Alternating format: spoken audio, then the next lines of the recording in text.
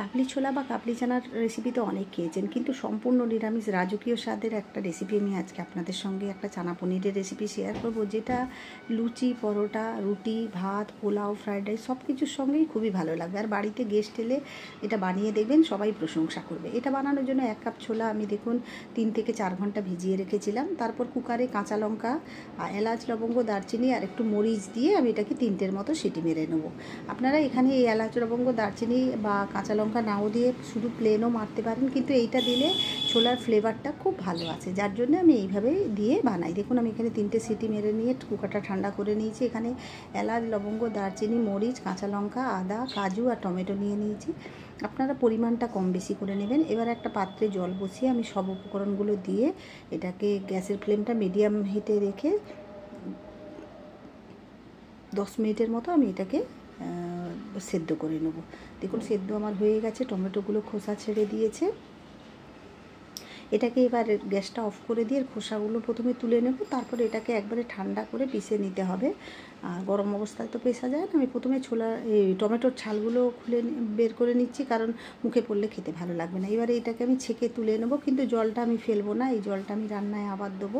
আপনারা চাইলে লবঙ্গ, দারচিনি, এলাচ আর মরিচের পরিমাণটা কম করতে পারেন। এরপর যে বেসিক মশলা, যেমন হলুদের গুঁড়ো, লঙ্কার গুঁড়ো, জিরের গুঁড়ো আর ধনের গুঁড়ো আমি পরিমাণ সব হাফ চামচ করে দিয়েছি, দিয়ে একটা পেস্ট বানিয়ে নিয়েছি। আপনারা পরিমাণটা কম বেশি করে নেবেন। এখানে আমি দেখুন পনির নিয়ে নিয়েছি। পনির নিয়ে আমি পনিরটাকে মাঝখান দিয়ে এখানে আমি মাঝখান দিয়ে কেটে পনিরটাকে তারপর দুটো বড় ভাবে এইভাবে ভাজছি, কারণ একটা গোটা থাকলে পনিরটা তাহলে ভাজতে একটু কষ্ট হতো।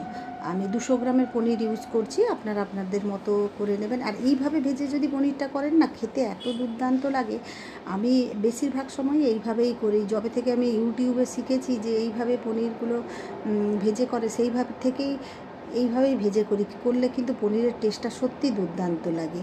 আগে ছোট ছোট করে কেটে কেটে করতাম, কিন্তু এখন আর ছোট ছোট করে কেটে ভেজে করি না। এখন বেশিরভাগটাই আমি এই রকমই ভেজে করি, আর করলে পনিরগুলো সত্যি খেতে খুবই ভালো লাগে। এরপর দেখুন আমি পনিরগুলোকে ছোট ছোট পিস করে কেটে নিলাম। নেওয়ার পর গ্যাসে আমি কড়াটা থেকে তেল কিছুটা কমিয়ে আবার তাতে জিরে, শুকনো লঙ্কা, তেজপাতা ফোড়ন দিয়ে দিলাম। দিয়ে যে মশলাটা পেস্ট করে রেখেছিলাম দিয়ে দিলাম মশলাটা। খুবই বেশি কিন্তু একটু অন্য ধরনের মানে একটু বানিয়ে দেখুন, খেতে খুবই ভালো লাগবে। আমি বেশিরভাগ এই রকমই বানাই। মশলাটাকে সেদ্ধ করে নিয়ে, বা অনেক সময় আমি করি ওই মশলাগুলো সেদ্ধ না করে অল্প একটু তেল দিয়ে আমি মশলাগুলোকে ওই টমেটো, কাজু সব ভেজে তারপর করি। এরপর আমি এখানে স্বাদ মতো লবণ দিয়ে দিলাম, তার সঙ্গে একটু কাশ্মীরি লঙ্কা গুঁড়ো দিলাম কালারের জন্য। আপনাদের হাতের কাছে যদি না থাকে দেওয়ার কোনো দরকার নেই, এমনিই কালার খুব সুন্দর বেরিয়ে আসবে। ভালো করে কষিয়ে নিলাম। মশলাটা থেকে সুন্দর একটা গন্ধ বেরোচ্ছে, একটা র ফ্লেভার আসছে, সুন্দর একটা গন্ধ। যেহেতু আমি এখানে এলাচ, লবঙ্গ, দারচিনি সব কিছুই সেদ্ধ করে এর সঙ্গে পেস্ট বানিয়েছি, দেখুন মশলাটা তেল ছেড়ে দিয়েছে। এরপরে আমি এর মধ্যে সেদ্ধ করে রাখা ছোলা আর ছোলার জলটা দিয়ে দিলাম।